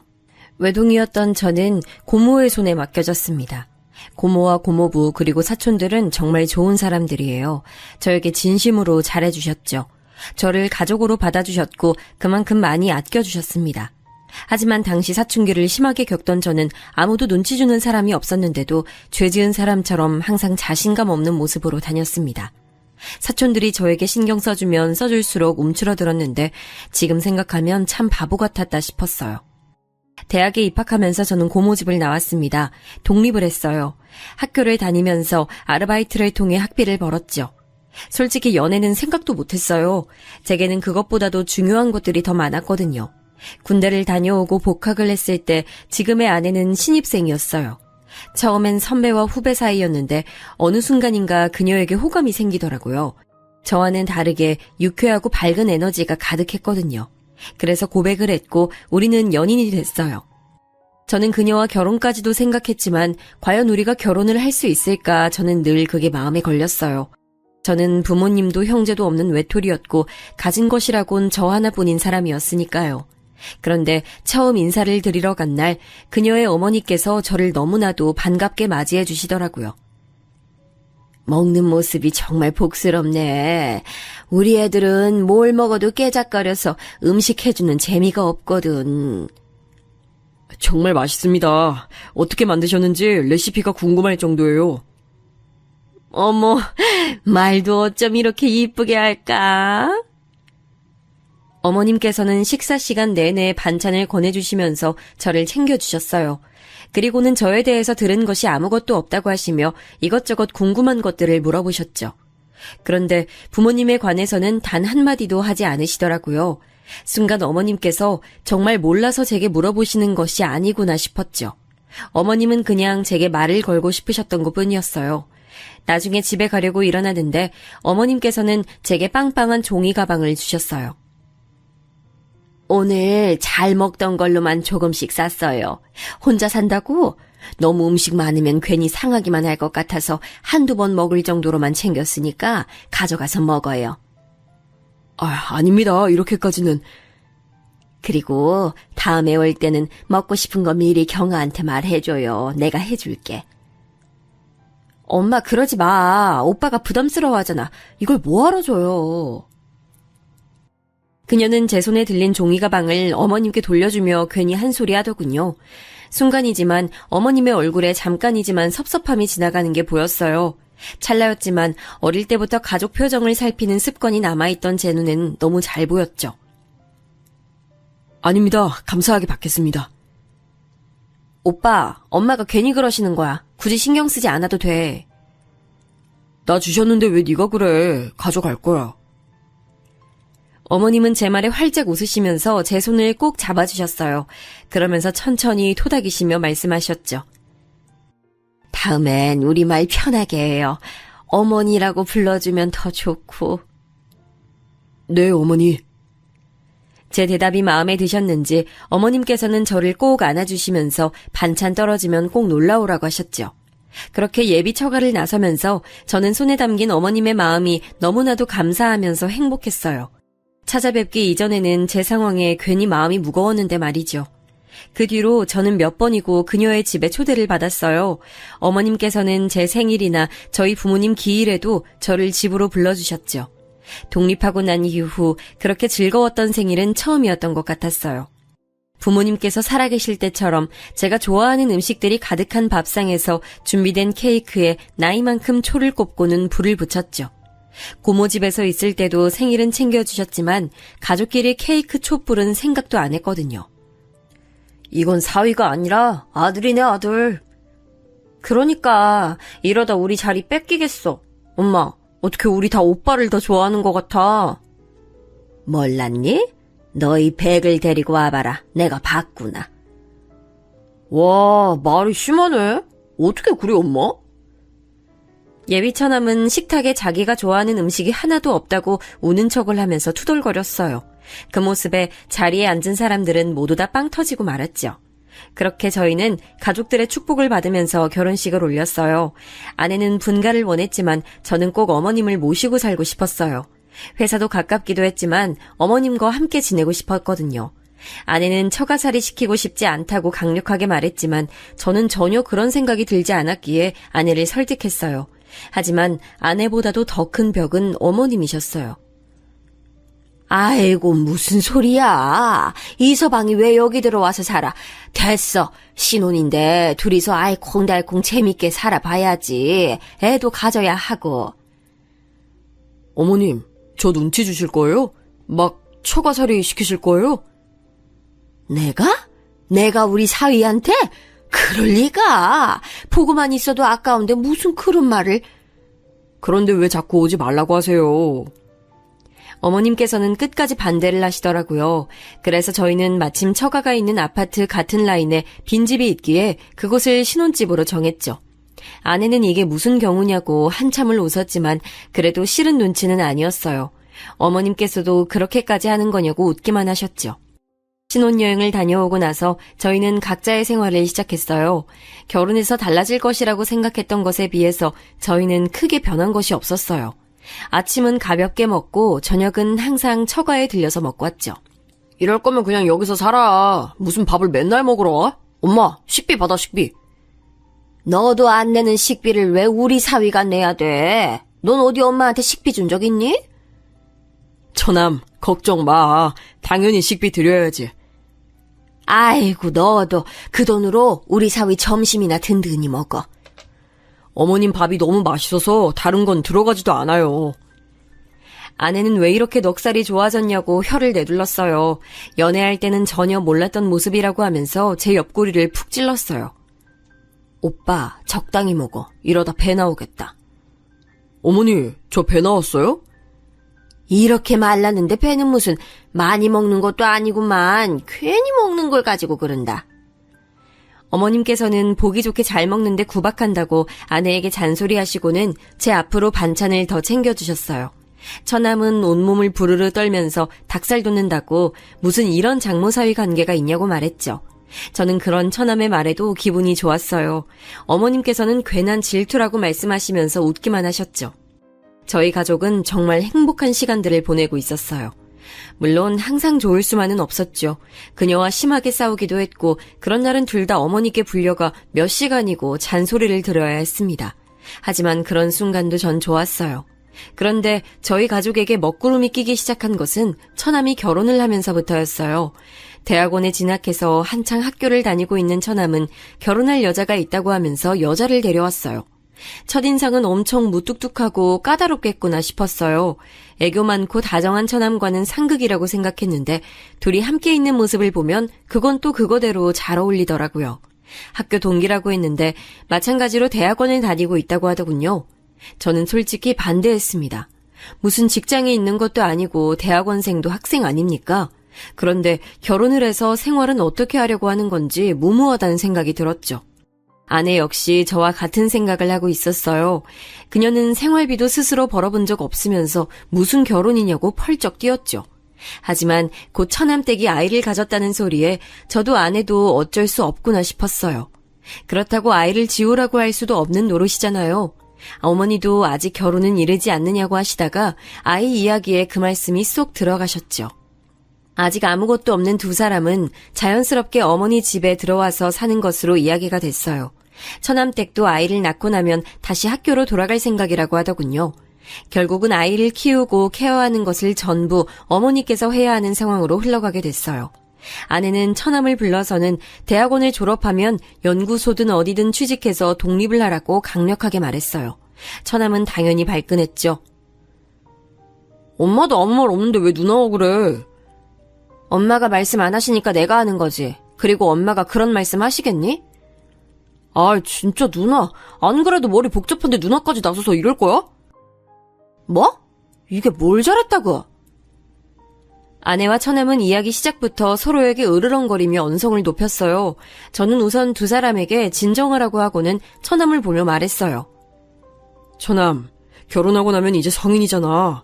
아이가 태어나는 일은 좋은 일이지만 아무리 그래도 처남도 처남댁도 그렇게 학교로 가면 아이를 키우는 일은 전적으로 다 어머니가 챙기셔야 하는데 어머니 연세도 생각해야지. 그건 저도 알죠. 그만큼 저희도 신경 쓸게요. 설마 엄마한테 애 맡기고 나 몰라라 그렇게 할 리가 있겠어요? 그리고 말이 나왔으니 하는 건데요. 매형도 맨날 우리 집 와서 밥 먹잖아요. 그거랑 뭐가 달라요?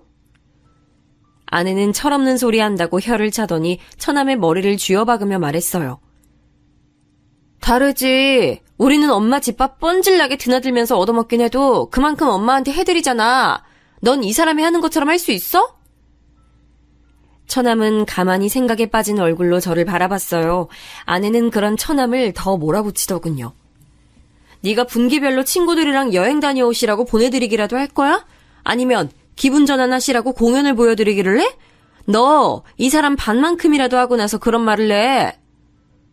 그건 아직 내가 공부 중이니까. 그러니까 아직 공부 중인데 사고는 왜 치냐고! 아내는 버럭 소리를 지르며 다시 대화를 원점으로 만들었어요. 처남은 그렇게 될 줄 알았냐고 반박했지만 처음에 비하면 많이 소리가 작아졌죠. 아내와 처남의 다툼은 그날도 아내의 승리로 끝이 났습니다. 처남은 공부를 마치는 대로 취직을 해서 독립을 하겠다고 하더군요. 저는 물론 그런 결심도 중요하지만 그 결심만큼이나 결혼 이후 어머니께 잘해드렸으면 좋겠다고 당부했어요. 처남은 잘 이야기하겠다고 했죠.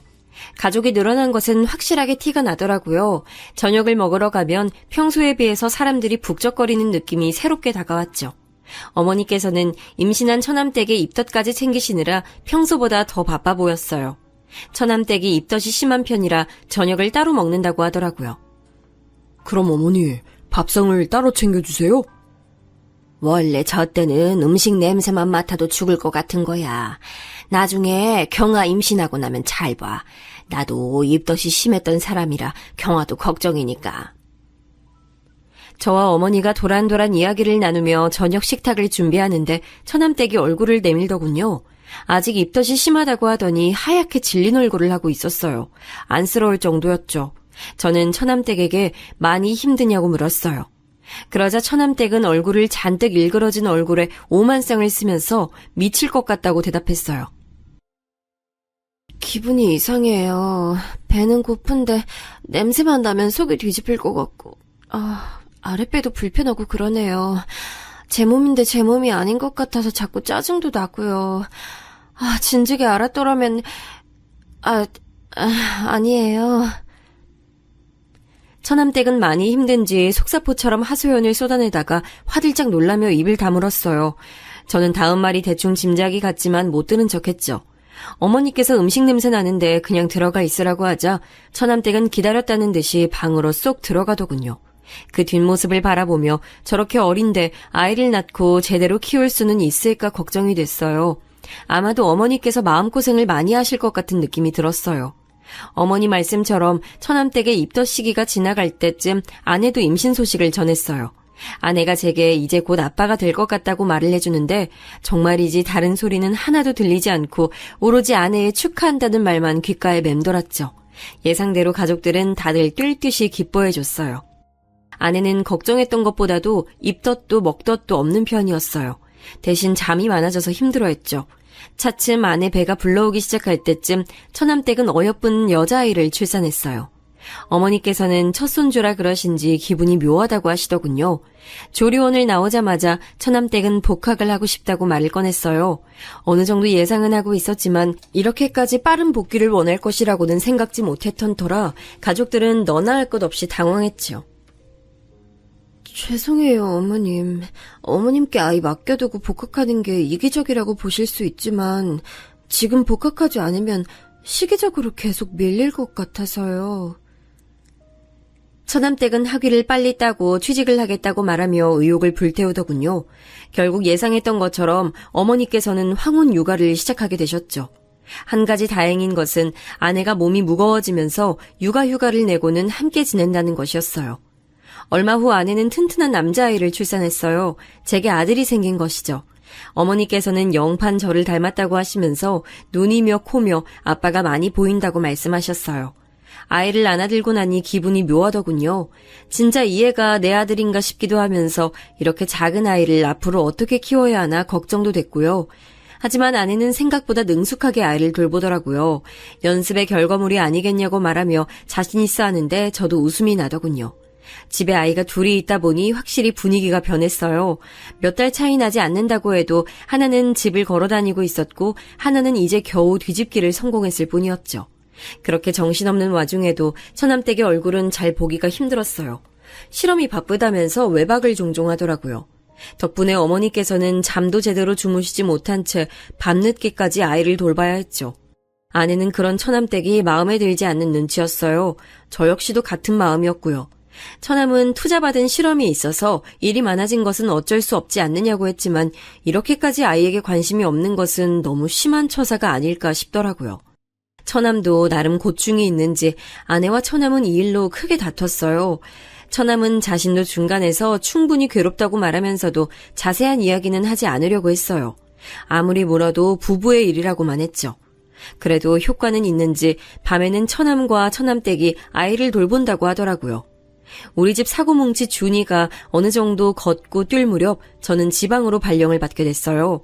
지방 현장에서 2년간 있어야 했죠. 한국이 커봤자 얼마나 된다고 어디든 차만 타면 금방이지 않겠느냐며 혼자 내려갈 생각이었어요. 그런데 타이밍도 참 어떻게 그렇게 잘 맞는지 아내 역시 저와 비슷한 곳으로 파견을 나가게 됐더라고요. 저희는 의논 끝에 지금 살고 있는 집은 전세로 주고 지방에 따로 집을 구해 지내기로 했어요. 어머니께는 자주 찾아뵙겠다고 말씀드렸지만 그게 어디 쉽나요. 막상 지방에 내려가서 생활하다 보니 주말마다 올라오는 게 힘들더라고요. 그래도 전화만큼은 매일 드리면서 안부 인사를 드렸어요. 지방으로 내려간 지 1년이 될 무렵 저는 한 가지 이상한 점을 느끼기 시작했어요.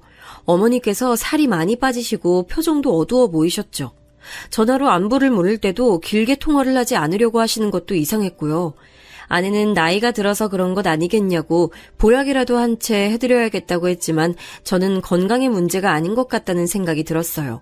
그래서 아내에게 말해 1박 2일 동안은 처가에서 지내기로 했죠. 직접 만난 어머니는 몇 달 전에 봤던 것에 비해 살도 빠지고 많이 피곤해 보이셨어요. 안 되겠다. 어머니 모시고 병원을 좀 가보자. 괜찮아. 병원은 무슨. 그냥 나이 들어서 그렇지 뭐. 그러니까 어머니 더 병원을 가보셔야죠. 맞아, 엄마. 어디 편찮으신 거 아닌가 한번 봐요. 저와 아내는 괜찮다는 어머니를 모시고 한의원에 갔습니다. 딱히 나쁜 부분이 있는 건 아닌데 전체적으로 기가 많이 약해진 것 같다고, 스트레스 받는 일이 많은 것 같다고 하시더군요. 가슴 쪽에 열이 많이 몰려있다고도 하시고요. 아내는 어머니께 무슨 일이 있으신 거냐고 물었지만 어머니께서는 다 괜찮다고만 하셨어요. 집에 돌아온 우리 어머니께서 푹 쉬도록 자리를 펴드리고는 식사 준비를 시작했어요. 7시가 넘어서야 처남네 부부가 들어왔죠. 언제 오셨어요? 누나, 오면 온다고 말을 하지. 두 사람은 우리를 보고는 깜짝 놀라더군요. 특히 처남댁은 놀라는 것을 넘어 당황스러워하는 기색도 보였어요. 저는 낮에 어머니를 모시고 병원을 다녀온 얘기를 했어요. 처남은 전혀 내색하지 않으셔서 잘 몰랐다고 하면서 고개를 푹 숙이더군요. 취직해서 적응하느냐고 정신이 없었어요. 괜찮아, 처남. 지금이라도 신경 좀 써드려. 저는 처남의 어깨를 두드려주며 약을 지었으니 잘 챙겨 드실 수 있도록 신경을 좀 써달라고 말했죠. 그리고 처남댁에게도 비슷한 부탁을 했어요. 어머니께서는 저녁 준비가 끝나 깨우러 들어갈 때까지 주무셨어요. 일어나신 어머니는 한결 개운한 얼굴로 나오셨어요. 엄마, 괜찮아요? 어디 불편한 곳은요? 매형이랑 한의원 다녀왔다면서요. 기분은 좀 어때요? 어머니는 처남의 질문에 대답을 하면서 자꾸 처남댁을 힐끗힐끗 쳐다보셨어요. 물론 잠깐 시선이 움직였다가 다시 아무렇지 않은 듯이 행동하셨지만 제 눈엔 다 보이더라고요. 그 뒤로도 그런 모습들은 계속해서 보였어요.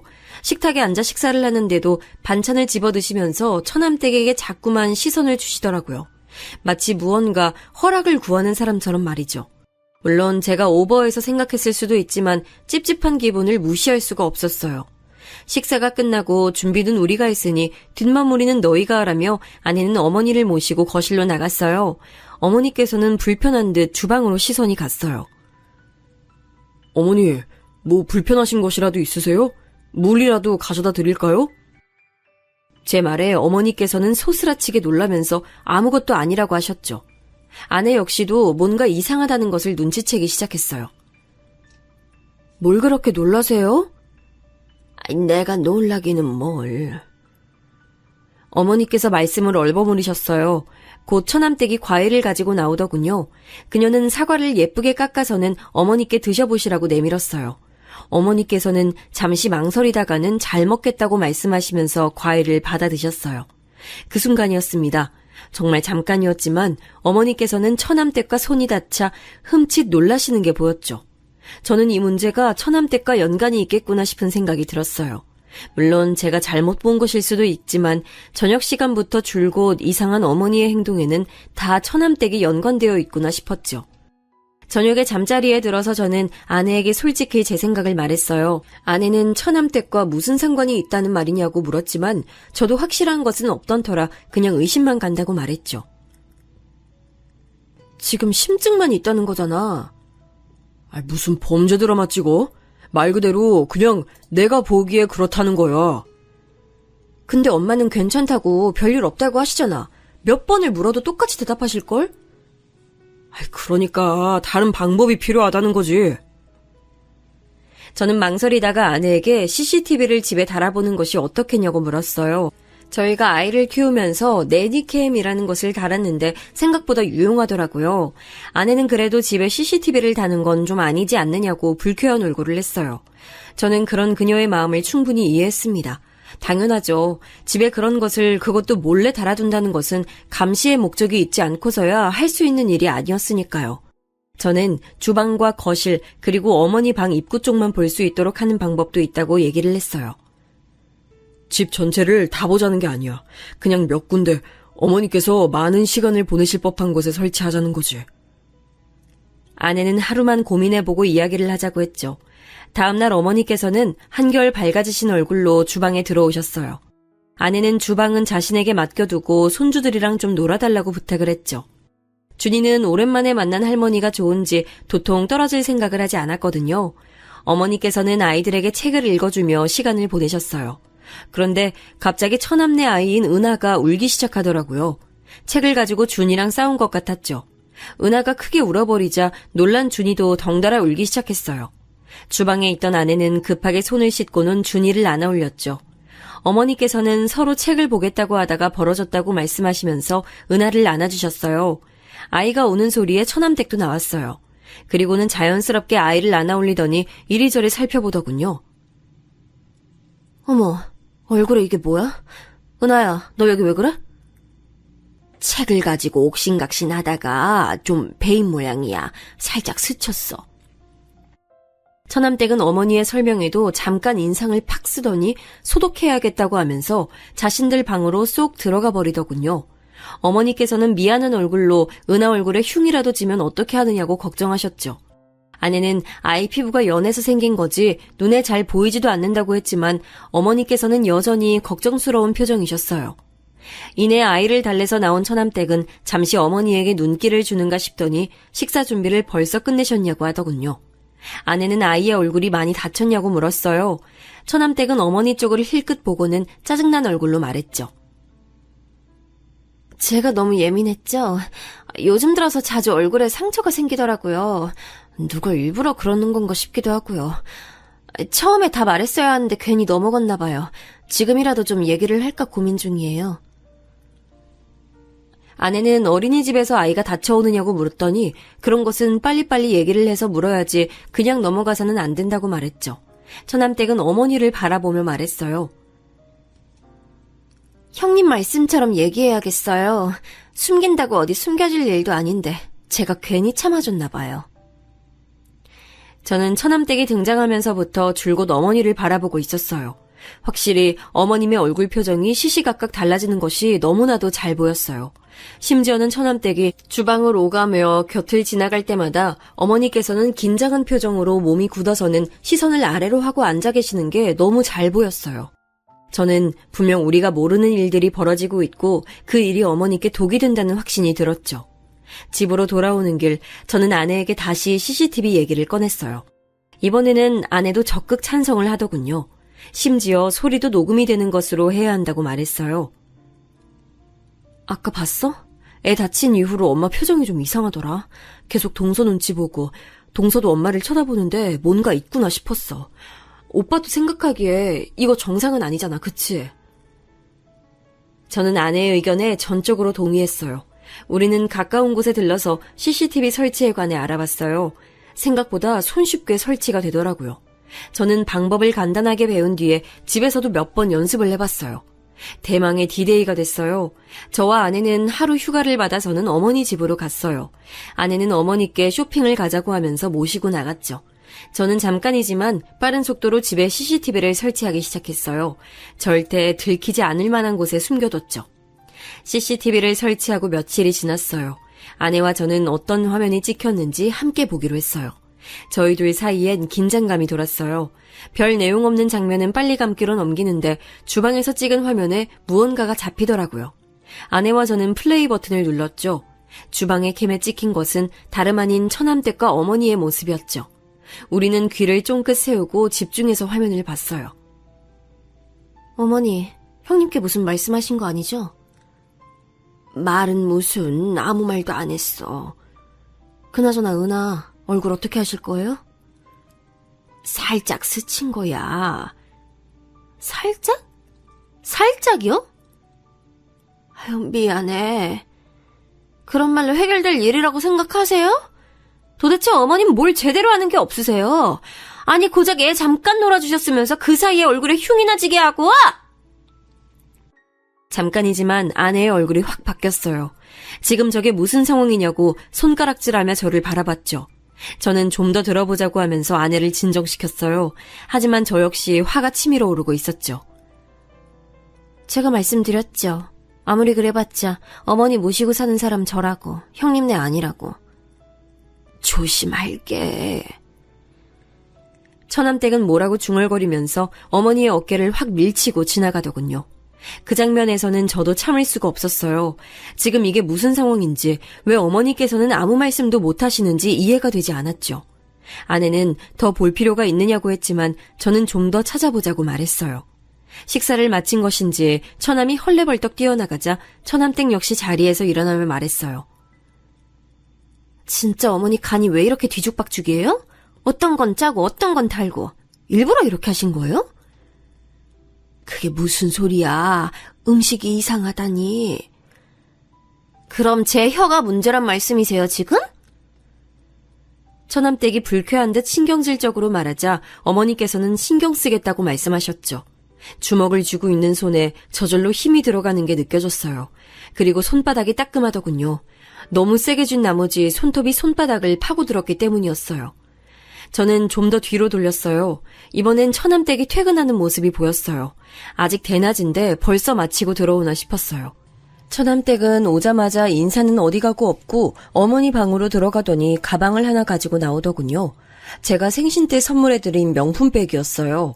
그리고는 자기 방으로 들어가서 화려하게 옷을 바꿔 입고 나왔어요. 한쪽 손에는 빨랫거리로 추정되는 것을 쥐고 있었고요. 저 오늘 친구들이랑 약속 있어요. 늦을 테니까 밥 챙겨 먹이세요. 그 애도 오늘 늦는다고 하고. 그래. 그리고 제발 부탁인데 빨리 하실 때 신경 좀 쓰세요. 도대체 언제까지 말씀드려야 돼요? 드라이 하는 거는 그냥 맡기시라고요. 왜요? 돈이 아까우세요? 처남댁은 쥐고 있던 옷을 어머니 발 근처로 던지며 말했어요. 어머니께서는 옷을 주워 들고는 이리저리 돌려보시는가 싶더니 이내 미안하다고 하시더라고요. 이 옷이 얼마짜린데 진짜 아깝게. 도대체 그동안 살림은 어떻게 살아오신 거예요? 믿을 수가 없네. 미안해. 드라이 하는 건 줄 몰랐어. 어머니, 제가 미안하단 소리 그만 듣겠다고 했죠? 미안할 행동을 하지 말고 처음부터 좀 똑바로 하시라고요. 왜요? 억울하세요? 저한테 이런 소리 듣는 게? 어머니께서는 아무 말씀도 못하시고 고개를 저으셨죠. 저는 아내에게 더 이상 볼 필요가 없을 것 같다고 하면서 당장 어머니를 모시고 오자고 말했어요. 지금 어머니 모시고 오는 게 문제야? 전혀 머리채를 내가 다 뽑아버릴 거야. 감이 어디다 대고. 아내는 잔뜩 흥분한 상태로 어디론가 전화를 걸고 있었죠. 야, 이 등신아, 너 지금 어디야? 누나, 갑자기 뭔 소리야? 화가 잔뜩 난 아내는 처남에게 전화해 다짜고짜 소리를 질러댔어요. 처남은 영문도 모르고 이게 무슨 일이냐고 묻기만 했죠. 저는 급하게 아내에게서 전화기를 빼앗고는 처남에게 어디냐고 물었더니 집이라고 하더군요. 쉬는 날이라서 은하와 놀아주는 중이라고 말이죠. 처남댁 옆에 있어? 그 사람? 아니, 어제 1박 2일로 대학 동기들이랑 놀러 갔어요. 왜요? 그럼 어머니는? 엄마는 목욕탕 가셨는데요? 저는 그럼 어머니 오시거든 은하를 맡겨두고 잠깐만 보자고 했죠. 대충 지금 출발하면 그 시간쯤 근처에 도착할 것 같다고 하면서 말이에요. 저는 절대 그 누구에게도 우리를 만난다는 말을 해서는 안 된다고 했어요. 처남은 의아해하면서도 알겠다고 말했죠. 전화를 하는 동안에 아내는 펑펑 눈물을 쏟으며 CCTV 속 어머니의 얼굴을 쓰다듬었어요. 그녀는 왜 어머니가 아무 대꾸도 못하시고 이렇게 당하고 계시는지 이해할 수가 없다고 했어요. 그런 점은 저 역시 같은 생각이었죠. 저는 처남을 만나는 동안 집에 가서 어머니의 짐을 싸두라고 일렀어요. 아내는 제게 미안하다고 하더군요. 미안하다니 무슨 소리야. 당연히 우리가 모셔와야지. 그 악마 같은 여자가 쫓겨나기 전까진 우리가 모실 거야. 저는 혹시 모르니 은하의 짐도 챙겨두라고 말했어요. 아내는 고개를 끄덕이며 다시금 엉엉 소리내서 울기 시작했죠. 준이는 갑자기 울고 있는 엄마를 보고는 어리둥절한 얼굴로 절 바라봤어요. 저는 준이에게 엄마를 안아주라고 하고는 급히 올라갈 준비를 했죠. 차 안에서 저도 아내도 한마디 말을 할 수가 없었어요. 평소엔 동요로 크게 틀어두고 준이와 노래를 부르던 아내는 고개를 떨어뜨리고 아직도 눈물을 흘리고 있었어요. 절대 어머니 앞에서 그런 모습 보이면 안 되는 거 알지? 어머니 속상해하실 거야. 우리가 이 사실을 알게 됐다는 사실만으로도 어머니 힘드실 텐데 그렇게 울면 어떡해. 내가 그년 절대 용서 안 해. 절대. 어떻게 엄마한테. 저는 울컥하는 아내의 손을 잡아주며 빨리 어머니를 모시고 오자는 말만 했어요. 아내를 집 앞에 내려주고 저는 처남을 만나러 갔습니다. 처남은 집 두고 왜 밖에서 보자고 하는지 모르겠다고 툴툴거리더군요. 저는 집에서는 할 수 없는 이야기였다고 하면서 CCTV의 영상을 보여줬습니다. 잠시 동안 영상을 뚫어져라 쳐다보던 처남은 언제 찍은 것이냐고 묻더군요. 최근이야. 저번에 어머니를 뵙는데 걸리는 게 있어서. 이런 일이 있으면 저한테 먼저 얘기를 해주셔야죠. 뭘? 어머니가 이상하다는 얘기를 했어야 한다는 거야? 아니면 CCTV를 설치한다는 얘기를 했어야 하는 거야? 당연히 둘 다죠. 엄마도 왜 이런 일이 있는데 말도 못하고. 이게 지금... 같이 살면서 어머니가 이상하다는 것도 눈치를 못 챘다는 게 난 이해가 안 돼서 따로 보자고 하는 거야. 네? 매용, 지금 저 의심해요? 처남은 벌떡 자리에서 일어났어요. 의자가 뒤로 넘어가면서 우당탕 소리가 울렸죠. 카페에 사람들이 힐끔거리면서 우리 쪽을 바라보더군요. 저는 당연한 거 아니냐고 말했어요. CCTV 화면을 볼 때부터 이 일을 처남이 모르고 있었을까 계속 의문이 들었거든요. 차마 아내에게는 말하지 못했지만 아무리 생각해도 처남이 모르는 일이라는 것이 앞뒤가 맞지 않더라고요. 처남은 제 멱살을 잡고는 지금 뭐라고 했냐고 따져 물었죠. 내가 지금 우리 엄마가 저런 대접을 받을 때까지 알면서도 가만히 있었다고? 내가? 어떻게 매형이 날 의심할 수가 있어? 이거 놓고 얘기해. 누구는 그런 생각하고 싶은 줄 알아? 몰랐다는 말이 더 이상한 상황 아니야? 할 말을 잃은 처남은 손에서 힘을 빼고는 바닥에 주저앉았어요. 망연자실한 사람처럼 축 늘어져 있는데 정말 처남은 모르고 있었던 것은 아닌가 싶은 생각이 들었어요. 그래서 어떻게 된 일인지 좀 알아야겠어. 처남도 모르는 것 같으니까 우선 어머니는 우리가 모시고 갈게. 영상도 보내줄 테니까 처남댁이랑 얘기해봐. 우리까지 나서게 하지 말고. 진짜 왜 이런 일이... 처남은 두 손에 얼굴을 파묻고는 한참을 그렇게 있었어요. 그때 전화가 들어왔어요. 아내였죠. 아내는 지금 당장 집으로 오라고 다급하게 말했어요. 저는 깜짝 놀라 처남에게 급히 집으로 가자고 말했죠. 다행히 멀리까지 나온 것이 아니라 금방 집으로 들어갔어요. 집에는 언제 왔는지 처남댁이 와 있더군요. 처남은 다짜고짜 처남댁에게 다가가서는 그녀의 양팔을 붙들고 소리를 질렀어요. 너 왜 우리 엄마한테 왜 그랬어? 갑자기 왜 그러는데? 당신도 형님도 이게 다 무슨 일이야? 처남댁은 갑자기 벌어진 일에 당황하면서 오히려 다들 왜 몰려와서 이러냐고 물었어요. 처남은 CCTV 영상을 그녀 앞에 들이밀고는 이게 뭐냐고 말 좀 해보라고 하더군요. 영상을 보던 처남댁은 소스라치게 놀랐어요. 그리고는 집안을 두리번거리며 CCTV를 찾기 시작했죠. 어떻게 집에 CCTV를 설치할 수 있어? 나한테 한마디 말도 없이? CCTV 내가 설치했다. 어쩔래? 네가 하도 우리 엄마한테 수상하게 굴길래 설치했어. 안 했으면 어쩔 뻔했냐? 너 이렇게 못돼 처먹은 짓을 하는데 모르고 있었을 거 아니야? 아내가 버럭 소리를 질렀어요. 어머니께서는 온몸을 떠시며 준이와 은하를 품에 안고 계셨죠. 저는 방에 들어가 계시라고 말씀드렸어요. 안방으로 들어가는 순간까지도 어머니는 거실에 모인 식구들의 눈치를 보셨습니다. 형님, 이거 사생활 침해예요.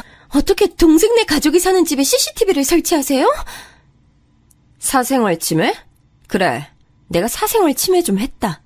그러는 너는 우리 엄마한테 그따위로 행동하는 건 잘한 일이고? 그거는... 근데 제가 말이 좀 심하긴 했는데요. 다 이유가 있어서 그랬어요. 이유? 이유가 있어? 어떻게 이유가 있을 수 있어? 형님은 그동안 따로 사셔서 잘 모르시겠지만 어머니 정신이 좀 이상하시다고요. 그래서 이렇게 강하게 말씀드리지 않으면 기억을 못하고 자꾸만 위험하게 실수를 하신다고요. 처남댁의 입에서 나온 소리에 저도 처남도 아내도 입만 떡 벌리고 서서 그녀를 바라보고 있었어요.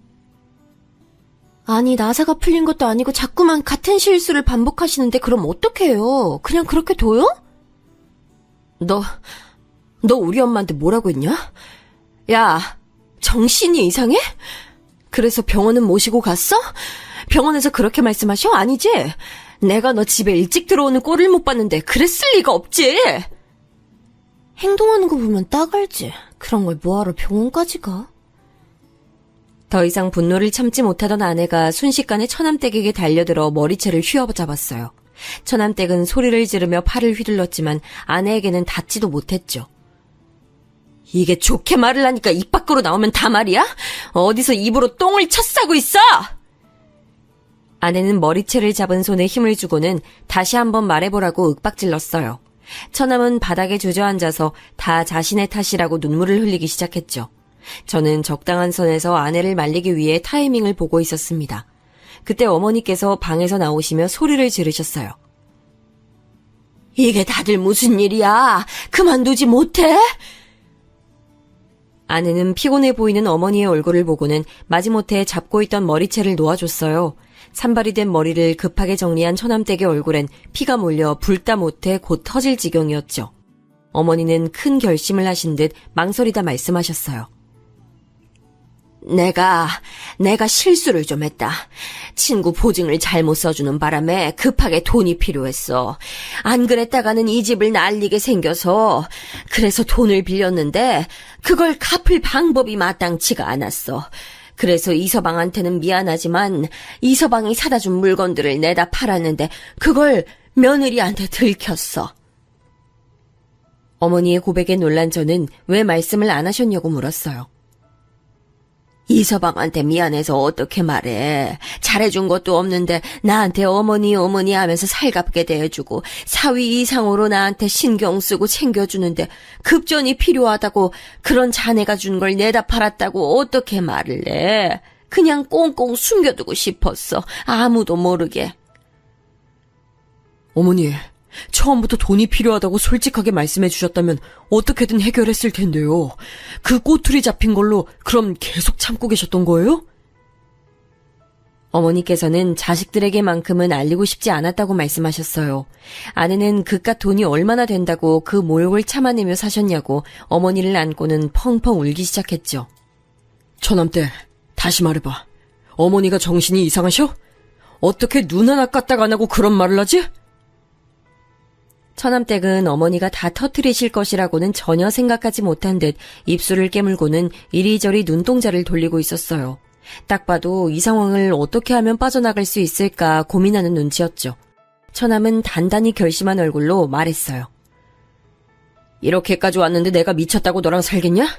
이혼하자, 이혼. 나는 너랑 죽어도 못 살아. 처남이 이혼을 언급하자 처남댁의 얼굴이 확 달라졌어요.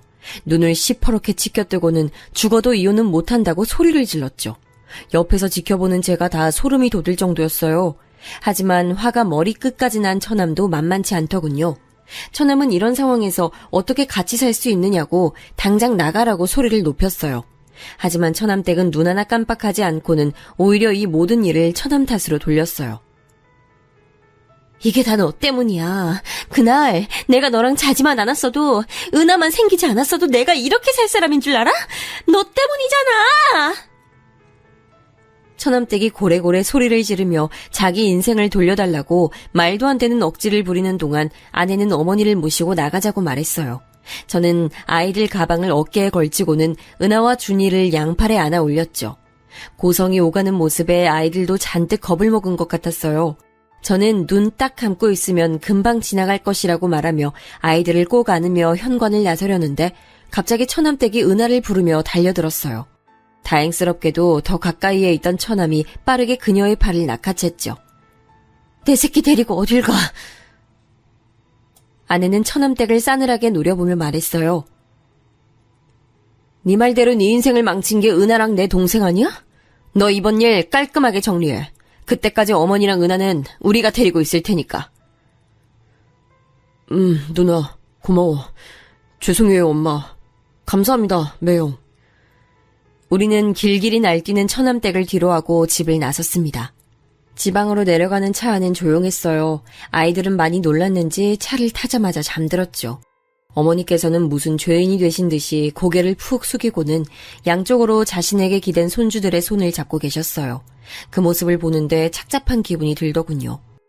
집에 도착한 저희는 안방을 치워 어머니가 쉴 수 있는 곳을 마련해드렸어요. 어머니께서는 한참을 서성이더니 미안하다고 말씀하셨죠. 저도 아내도 그런 말은 절대 하실 필요가 없다고 말씀드렸어요.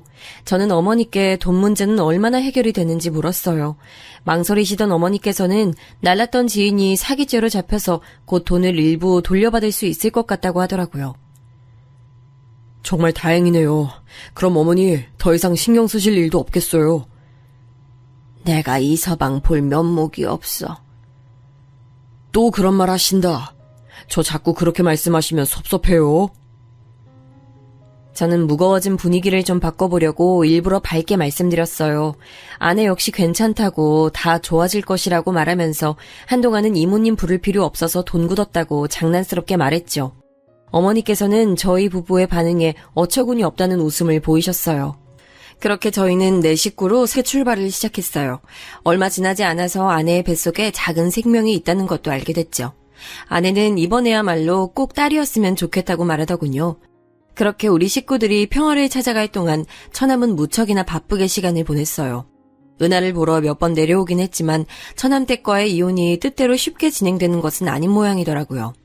처남댁 쪽에서도 죽어도 이혼은 못한다고 버틴다고 들었습니다. 급기야 이혼의 조건으로 지금 살고 있는 집을 요구한 모양이더라고요. 처남은 아무래도 재판까지 갈 것 같다고 조심스럽게 말해줬습니다. 저는 어떻게든 도움이 필요하다면 뭐든 말하라고 했어요. 그 사이에 저는 다시 본사로 복귀하게 됐어요. 예전에 살던 집으로 다시 돌아갈까도 생각했지만 아직 마무리되지 않은 시점에서 처남댁과 오고 가며 부딪히는 일은 만들고 싶지 않아 다른 동네에 집을 알아보았답니다. 전세로 주던 집은 팔아버렸죠.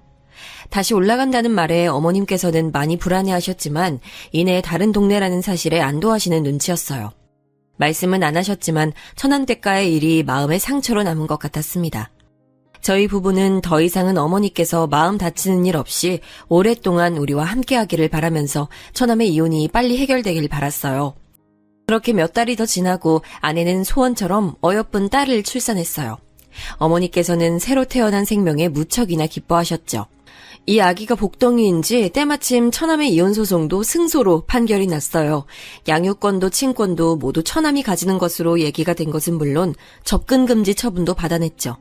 앞으로 은하 앞에도 어머니 앞에도 절대 나타나지 못하도록 말이에요. 그리고 추가로 어머니께 저지른 행동에 대한 위자료도 청구한다고 하더군요. 처남은 시간이 아무리 많이 걸려도 끝까지 가볼 예정이라고 눈에 불을 켜며 말했어요. 한참은 더 지나고서야 알게 됐는데 처남댁은 이혼 이후 연구소에도 소문이 나는 바람에 따돌림을 당하다가 결국에는 그만두고 해외로 나갔다고 하더라고요. 처음엔 그렇게 은하를 만나고 싶어 하더니만 그것도 이혼 판결이 나고 나서는 전혀 찾질 않았어요. 심지어 법정에서 무슨 일이 있어도 아이는 자신이 키우겠다고 말했다고 하는데 어떻게 한 번도 연락이 없을 수 있는지 의문이 들었죠. 물론 저희가 접근 금지를 신청하긴 했지만 그렇다고 전화도 없을 줄은 몰랐거든요. 아내는 양육권은 줄 수 없다고 난리까지 피웠던 것도 자신이 유리하기 위한 장치가 아니었겠냐고 하더군요. 처남댁이 어디서 어떻게 지내는지 조금도 궁금하지 않지만 제발 인간답게 사람답게 살았으면 좋겠다는 생각이 드네요. 남은 시간 자신이 어머니에게 얼마나 큰 잘못을 저질렀는지 깨닫게 되는 계기가 생겨 어머니가 겪은 고통만큼 당해보고 뼛속 깊이 반성이라는 것을 했으면 좋겠네요.